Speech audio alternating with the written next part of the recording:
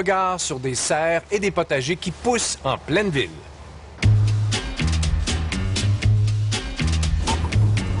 La tendance est au retour à la terre, même en ville. Jardins urbains, poulaillers, ruches d'abeilles, potagers de balcon, tout le monde s'y met. L'heure est même à l'agriculture urbaine en serre. En 2011, l'UFA inaugurait à Montréal la première serre au monde à rendement commercial construite sur le toit d'un immeuble. Des milliers de Montréalais sont leurs clients. Après une serre à Laval, une troisième a vu le jour cette année à Anjou. On y expérimente des avancées technologiques majeures. On est capable de donner à la plante un petit espace au début et au fur et à mesure que la plante grossit, on est capable de varier l'espacement, ce qui nous permet de doubler la rentabilité ou la productivité de la serre. Il s'agit à chaque fois d'investissements majeurs, mais de plus en plus prometteurs. On utilise moins d'énergie de chauffage parce qu'on reçoit une bonne partie de l'énergie de l'immeuble en dessous de nous. En fait, c'est moins cher aussi pour la main-d'œuvre parce qu'on est en pleine ville. On n'est pas à 2 heures d'une ville, alors c'est facile de trouver des gens qui veulent travailler dans l'agriculture. Alors, on va cueillir à chaque matin ce qui a été vendu pour la journée. Alors, on travaille avec absolument 0 perte.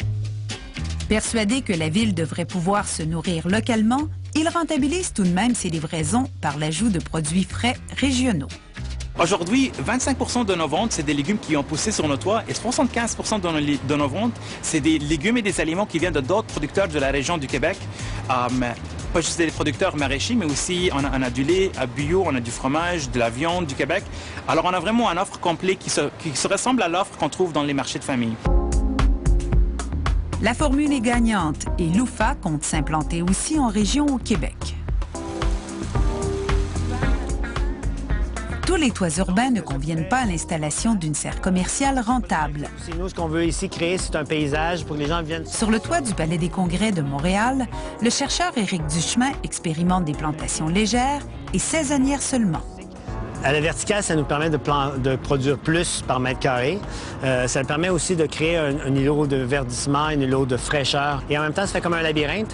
Donc, ça nous crée des espaces à l'intérieur. Il y a des espaces où les gens vont pouvoir se détendre avec des chaises, des tables. On va installer aussi un vignoble à l'intérieur. Il croit fermement en l'avenir de l'agriculture urbaine et au verdissement des toits. Lorsqu'on met une serre, bien entendu, l'investissement est beaucoup plus important, mais on va produire durant l'hiver. Donc, il y a un intérêt à le faire.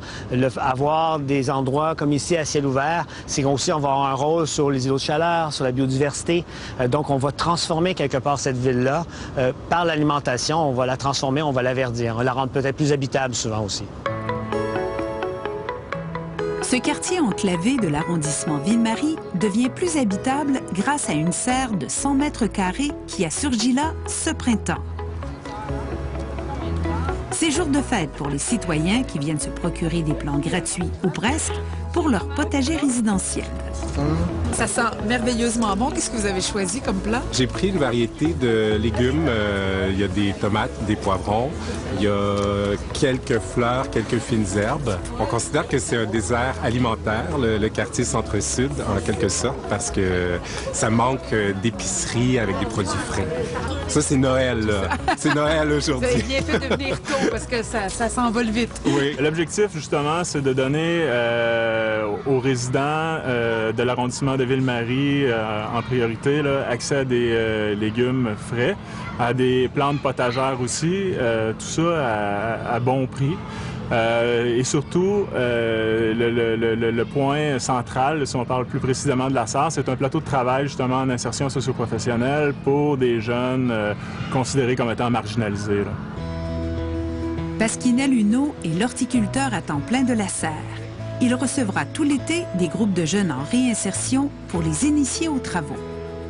Comment couper les micro-pousses, comment faire les semis, comment entretenir les plants. C'est vraiment le fun. On récolte des micro-pousses de betteraves.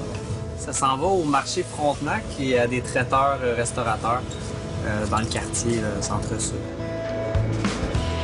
La mise en marché est également très locale, comme à la sortie du métro. Une serre aussi moderne a nécessité des investissements exceptionnels et le bénéfice n'est pas nécessairement celui qu'on croit. Les projets communautaires à plus petite superficie n'ont pas nécessairement une envie d'être rentables au niveau de la production alimentaire. C'est vraiment un acquis social qu'on se donne pour produire des aliments, mais aussi pour avoir plein d'autres actions, entre autres l'insertion économique. Ça devient un peu comme une bibliothèque, un centre sportif, un centre des loisirs. Hein, on ne se pose jamais ces questions-là. La bibliothèque, on ne se dit pas est-ce qu'elle est rentable ou pas. Non, c'est un service que les citoyens ont parce qu'on trouve important d'avoir accès à la lecture. La même chose pour le sport, le loisir. Mais l'alimentation, je pense que c'est la même chose. C'est d'avoir des lieux de convergence qui peuvent permettre de faire l'éducation à l'alimentation. On s'alimente très mal. Plein de gens ne savent pas cuisiner, ne savent pas s'alimenter, ne savent pas produire des aliments. Bien, ces serres-là vont produire et en plus vont donner ces services-là. C'est un espace qu'il veut extrêmement inspirant pour que les gens aient envie de faire l'agriculture urbaine, que ce soit plus facile pour eux, quelque chose d'accessible, un peu plus normal. Donc, il y a plus de jardins, que les gens soient capables de s'alimenter d'eux-mêmes, d'être fiers aussi de ce qu'ils font, d'occuper leur espace. Le grand défi de la serre sera de produire à l'année et d'année en année. Plein de gens qui disent « Ah, mais moi, je vais avoir une serre, etc. » Ils disent « OK, mais qu'est-ce que ça veut dire travailler en serre? Comment on peut travailler en serre? Comment ça va produire? Si vous ne payez pas quelqu'un, c'est vous qui devez le faire. Mais quand on est dans une serre, on ne peut pas se dire « Ah, ben, je vais y aller dans 3 jours. » Ah, si on veut nourrir, si on veut avoir une action, il faut être là en permanence. Un projet comme ça, là, on peut le voir comme un laboratoire. Donc, si nous, on est arrivé à quelque chose d'aussi beau, d'aussi grande envergure, je suis persuadé que ça peut se faire ailleurs, ça peut se faire en région, ça peut se faire dans les plus petites villes. Ça prend seulement de la volonté.